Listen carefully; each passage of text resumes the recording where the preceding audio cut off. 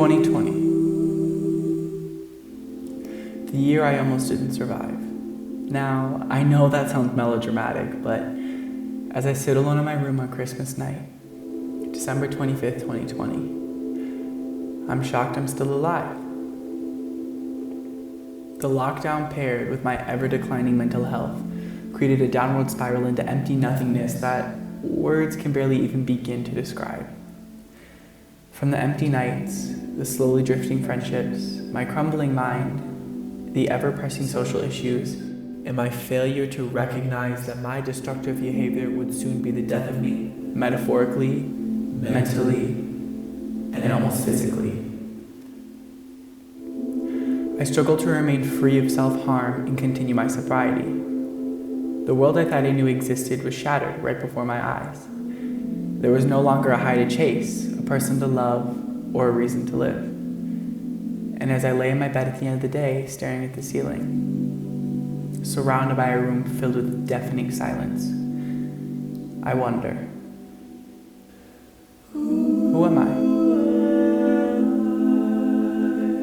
I? As I embark on this journey of self-discovery, I begin to recognize and realize that I am in charge of my own happiness, which up until this point I've always heard, but I never truly understood. As the days go by, my mind continues to spiral and depression pulls me deeper. I don't leave my bed, I don't go outside, I don't eat. I don't recognize this until a week has passed and I haven't showered. I haven't brushed my teeth or even bothered to try and better myself. Now some people will say that's disgusting. But this is the dark side of depression that nobody talks about or fails to recognize. How do you expect someone who doesn't want to be alive to better themselves? Now you're probably wondering, how did I learn to be happy and pull myself out of this? Well, I'm still in it. Every day is a battle. And I still fight every day because I know life is worth sticking around to experience. I know that because I am alive today means I have the capability of living tomorrow. I have the capability of fulfilling my dreams, learning to love not only myself but others, and beginning to forgive and open up that space within myself to grow. Let me tell you, healing is not pretty. It is an ugly process, filled with tears, chest pains, insomnia, regret, anger, depression.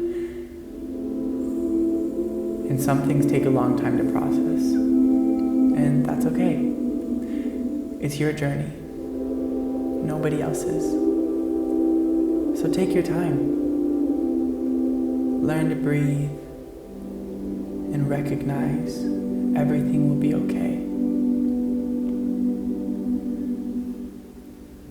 We as a society have created this idea that regression or falling back into bad habits means everything up until that point was meaningless. And that could not be further from the truth. You had the strength and willpower to get that far.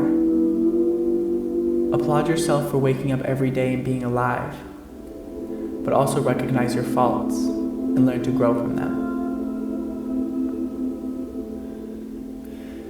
If this year has taught me anything, it's that living in the past is a dark and lonely place. And only once I left that place was I able to grow. Only then was I able to get out of bed, to eat breakfast, to look myself in the mirror with tears in my eyes and say I'm happy and proud you chose to live another day. Be kind to yourself, because you deserve love. You are worthy of love. And in case nobody told you today, I love you so much. And I'm so happy you chose to live. And I know this is such a hard fight, but you will make it through, and you will come out with flying colors.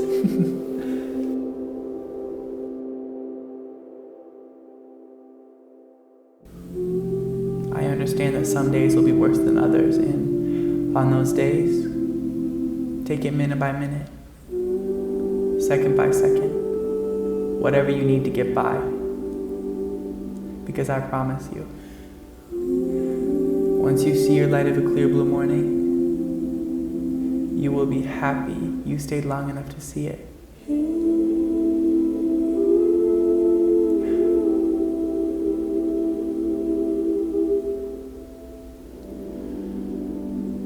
Thank you so much for watching.